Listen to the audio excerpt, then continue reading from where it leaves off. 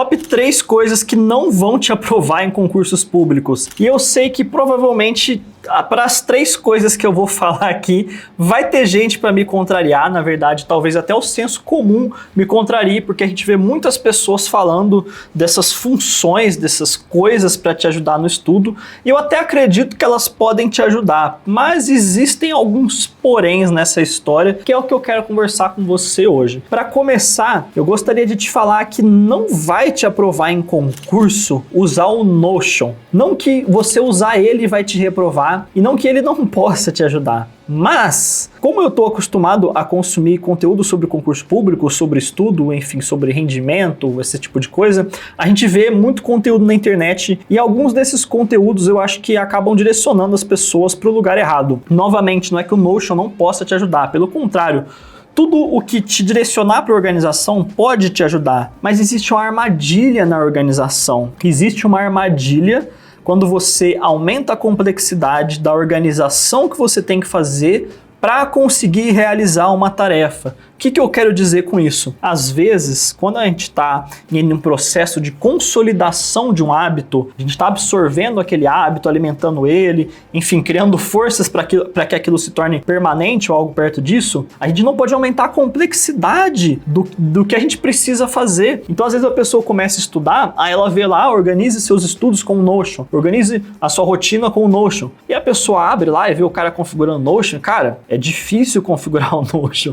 Eu mesmo, enfim, que já tenho certa considerável experiência com eletrônicos e esse tipo de coisa, eu fui usar o Notion e eu achei horrível. Era muito complexo, eram muitas opções, os templates que você acha por aí são mais complexos ainda. Inclusive, quando eu compartilho a minha planilha de estudos, que está disponível para todo mundo usar gratuitamente, as pessoas comumente me mandam mensagens e falam, nossa, mas é só isso. E eu falo, é só isso. A única coisa que você precisa saber é qual matéria que você estudou, quando você revisou e quantos exercícios você acertou, porque é isso que importa para a hora que você vai revisar. Entendeu? E o que importa é nessa revisão, né, quando você vai aprender, como eu falei poucos vídeos atrás. Então, pra gente que quer ser aprovado em concurso público, essas são as informações que importam. É óbvio que você pode extrair muito mais dados, só que às vezes o esforço de você ficar procurando essas informações, ele se torna maior do que o esforço que você está fazendo para estudar. Então, algumas pessoas já me enviaram mensagem no Instagram preocupadas, falando que não estavam conseguindo se organizar. E aí eu perguntei, como que você está se organizando? Eu estou fazendo isso, eu estou usando um planner, eu estou usando um template do Notion, eu estou usando não sei o quê. E eu vi, nossa, mas para que tudo isso? Você só precisa sentar e estudar.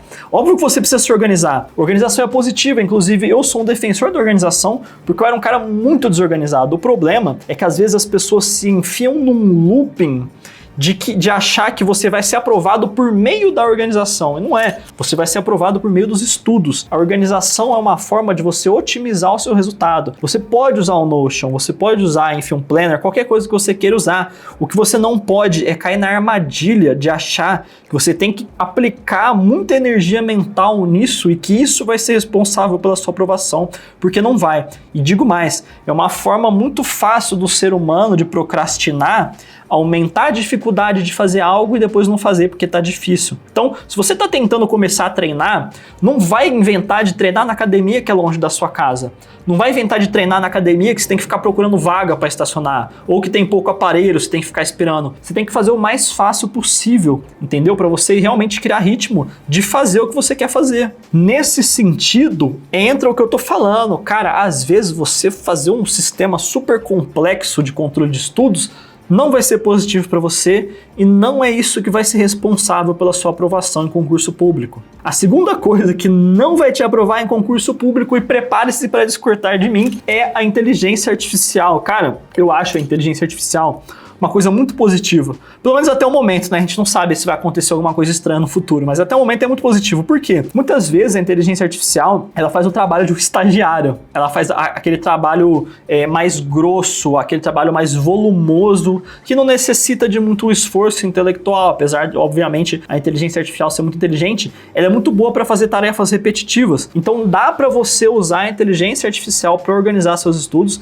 Inclusive, recentemente eu li uma matéria de um cara que foi aprovado num concurso concurso super difícil, não sei se era para procurador, alguma coisa assim, e ele usou muita inteligência artificial no preparo dele. Legal, positivo. Porém, existem pessoas que, assim como no caso da organização excessiva, usam a inteligência artificial como uma forma de fugir da responsabilidade de fazer o esforço que elas têm que fazer. Nesse sentido, você pode ter certeza que a inteligência artificial não vai te aprovar em concurso. Você não vai ultrapassar os outros candidatos porque você usou o ChatGPT. Você tá lá, nossa, não, porque eu descobri um prompt que por causa dele eu vou ser aprovado.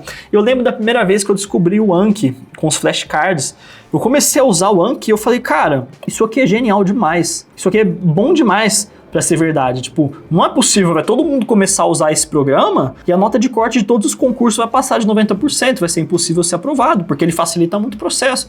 Passou um tempo e eu comecei a ver todos os defeitos que tinham ali, entendeu? Então, não é bem assim. A inteligência artificial, ela ajuda muito. Ela pode, por exemplo, transmitir uma explicação sobre alguma parte da matéria que você não tá entendendo, você joga o texto lá, pede para ele explicar, pede para ele sintetizar, pede para ele te dar exemplos. Você pode pedir para ele gerar algumas questões que pode ser positivo para você praticar a fixação e a memorização, porém, você tem que pensar que ele dificilmente vai conseguir replicar o perfil da banca, né? Então é algo que a gente já tem que ficar esperto, porque para concurso público é muito importante a gente entender o perfil da banca e sempre vão ter alguns pontos fracos, sempre vão ter variáveis que você não consegue substituir. A inteligência artificial, ela pode te ajudar muito a fazer um trabalho manual que você teria que fazer, ela pode fazer rápido para você, só que ela não pode estudar por você, ela não pode ter compromisso por você, ela não pode ter atenção.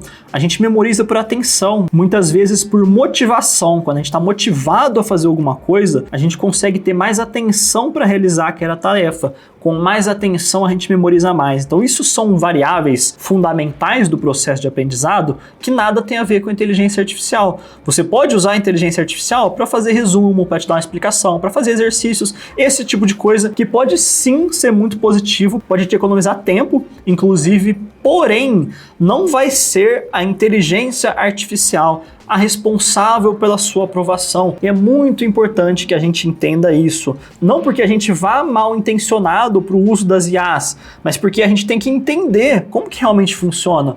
O processo de aprendizado, ele é interno, ele está aqui na nossa cabecinha, no nosso cérebro. Então, a gente pode usar ferramentas para otimizar o nosso aprendizado, sempre vão ser muito bem-vindas, sempre vai ser muito positivo. Inclusive, o desenvolvimento de novas ferramentas foi um dos responsáveis pelas notas de corte dos concursos subirem e pelo aumento da complexidade nos concursos públicos. Se você pegar uma prova de concurso público de 2002, você vai falar, não é possível, essa aqui era a prova? Você não vai acreditar. Era muito mais simples. Então, melhoraram as ferramentas, aumentou o acesso ao conhecimento, aumentou a dificuldade, porque senão todo mundo ia gabaritar todas as provas, entendeu? As ferramentas melhoraram. E você pode sim utilizar inteligência artificial para estudar, só que ela não vai ser a responsável pelo seu estudo. Só você pode ser o responsável pelo seu estudo e pela sua aprovação também. Então, tente, assim como no caso do Notion, dos aplicativos de organização, utilizar de uma forma inteligente. Você tem que estar comandando, você tem que estar guiando e 100% comprometido com o processo.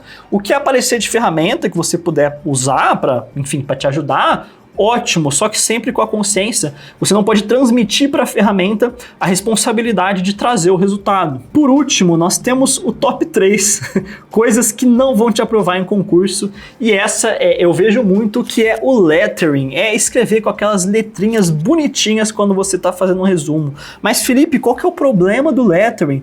O problema não é o lettering, o problema é você demorar 3 dias para fazer um resumo, você poderia fazer em 2 horas. Se você está estudando para concurso público, eu imagino que o tempo seja uma coisa muito importante para você. Talvez você não tenha o dia inteiro para estudar. A maior parte das pessoas que estudam para concurso público também trabalham. No geral, eu não vejo ninguém sem pressa para ser aprovado no concurso público, porque é a nossa chance de mudança de vida. Eu comecei a estudar para o concurso do TJSP no pós-edital, então o tempo era escasso. Lá em 2022, em janeiro, quando eu comecei a estudar para concurso, eu trabalhava, eu fazia faculdade, eu fazia TCC, estava estudando para a prova da OAB, estava uma loucura a minha vida, estava fazendo tudo ao mesmo tempo. Então, como que eu ia parar para ficar fazendo um resumo e passar 15 minutos escrevendo o título do meu resumo com 3 canetas de cores diferentes? Não é uma coisa que faz sentido pro que a gente quer, né? Óbvio que se você vai fazer, por exemplo, um mapa mental, é legal que exista uma lógica na estética daquilo ali, porque pode ser uma forma de você organizar as informações, até organizar a cor. Essa cor tem um significado, essa outra cor tem um significado. Você pode usar isso no seu estudo, por exemplo, os meus grifos, o grifo amarelo tinha um significado, o grifo vermelho tinha outro significado, então isso eu fiz. Agora, eu vejo pessoas que às vezes transformam o ato de estudar em um ato de artesanato, e eu não sou contra fazer isso, mas eu parto do pressuposto que a gente tem que buscar o máximo de resultado possível, né? Não que a gente tem que fazer o mínimo de esforço possível, mas na verdade mas não de uma forma negativa, mas de uma forma que a gente tem que otimizar a nossa energia. Então, às vezes, é óbvio que a gente gostaria de ter os resumos bonitinho, organizadinho, tem que ser organizado, tem que ser legível, né? Tem que ser minimamente agradável de você ler aquilo ali, porque depois você vai precisar revisar, mas a gente não pode se perder. Você não está praticando para se tornar um ilustrador, um cartunista, você quer ser concursado, entendeu? Então, coloca um peso maior na eficácia do que você está fazendo. Qual que é a melhor forma de organizar isso aqui? Como que eu posso usar essas cores para me mandar uma mensagem na hora que eu bato o olho? Não, todo grifo em verde é prazo. Você quer procurar um prazo na matéria, é só você procurar o verde. Isso é muito positivo, entendeu? Só que você transformar todo o resumo que você for fazer em um ato de artesanato não vai ser bom para sua administração do tempo.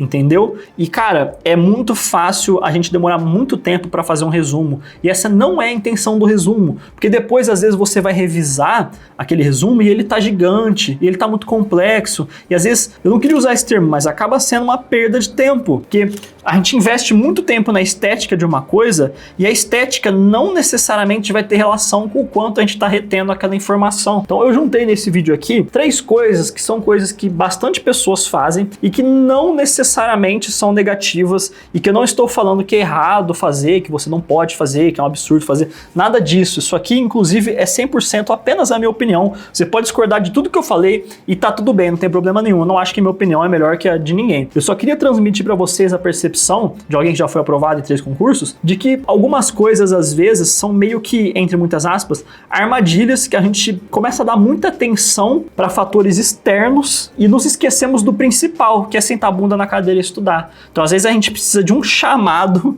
recobrar a nossa consciência e falar, não, peraí, o que importa aqui? Cara, o que importa é eu acertar exercício. O que eu posso fazer para acertar mais exercício? Aí você tem que buscar quais ferramentas podem te auxiliar. É aprovado em concurso quem acerta mais exercícios na prova. Então essa tem que ser a sua meta final ali, né? Onde você tem que estar mirando de forma direta. E tudo que você puder usar que for otimizar esse seu acerto de exercícios, com certeza vai ser uma coisa muito positiva para você. Como eu acabei de dizer, tudo isso que eu falei não passa de mera opinião minha. Se você concorda com isso ou se você discorda, não deixe de deixar aqui nos comentários para a gente conversar um pouco sobre isso também. Eu tenho certeza que muitas pessoas vão discordar e tá tudo bem, né? Como eu já falei 20 vezes, é só a minha opinião. Mas eu queria compartilhar isso com vocês porque eu acho que é legal a gente fazer esse tipo de compartilhamento, e também quero que você compartilhe comigo o que você pensa sobre esses assuntos, mas não só isso. Se você acha que tem alguma coisa também que às vezes as pessoas fazem e que não é tão importante assim, às vezes que você até faz, mas que você pensa que talvez não seja muito positivo, enfim, vamos conversar sobre isso aqui nos comentários, porque você já deve ter percebido, se você é inscrito no canal, que eu costumo responder quase todos os comentários. E se você é concurseiro e não é inscrito no canal, também não deixe de se inscrever. Por esse vídeo é isso, muito obrigado por ter ficado comigo até aqui e um forte abraço.